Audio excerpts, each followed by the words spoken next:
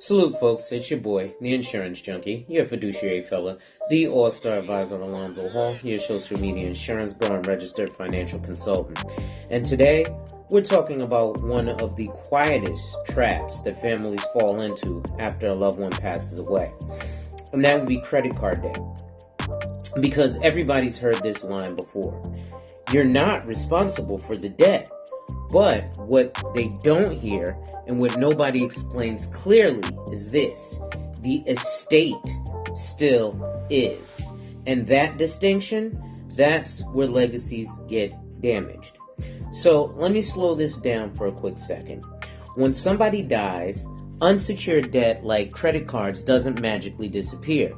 It doesn't haunt the kids personally, but it absolutely haunts the process. Now here's what really happens.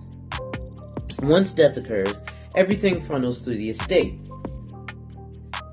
Bank accounts get frozen, assets stop moving, distributions pause, and executors step in to take legal responsibility. Now, enter credit card companies. They're not kicking down your doors, but they are filing claims. And those claims have to be addressed before heirs see a dime. So, even though the family isn't responsible, the timeline is, the liquidity is, and most importantly, the legacy is. I've seen this play out quite a few times in my career.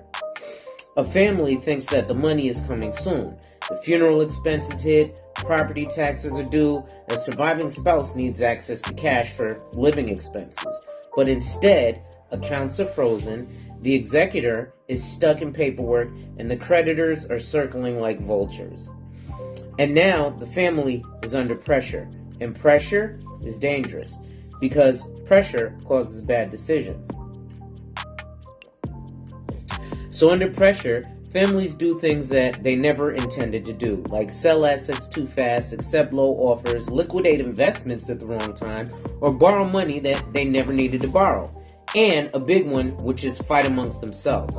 Not because they're irresponsible, but because liquidity wasn't planned for. And here's the truth that nobody markets. Even unsecured debt creates pressure. Liquidity removes pressure. Pressure destroys legacy.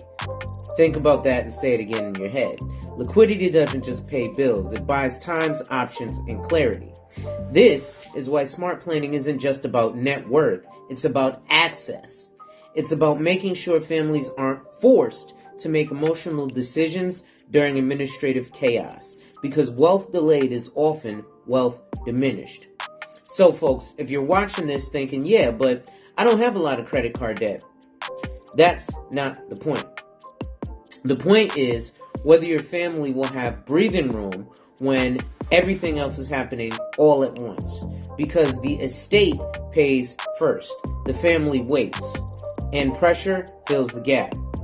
I'm Alonzo Hall, your fiduciary fella, the insurance bro, and your registered financial consultant, and I want you to remember, ladies and gentlemen, wipe ass, work in progress every day, and see success. Liquidity removes pressure, pressure destroys legacy. I'll keep breaking this down. Stay locked in. See you in the next video. Salute.